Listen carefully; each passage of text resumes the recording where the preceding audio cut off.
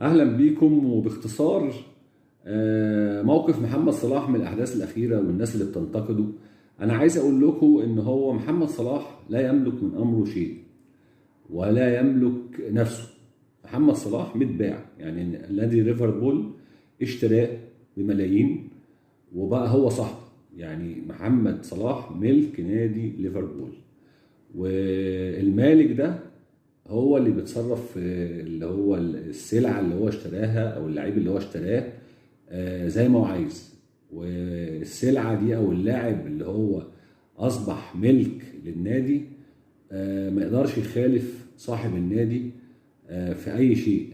يعني وما يقدرش يتصرف كمان من نفسه في أي شيء. يعني إيه؟ محمد صلاح ما يقدرش يروح يعمل إعلان بدون إذن النادي، ما يقدرش يسافر بدون إذن النادي، ما يقدرش يروح حتة بدون اذن النادي. فمحمد صلاح مش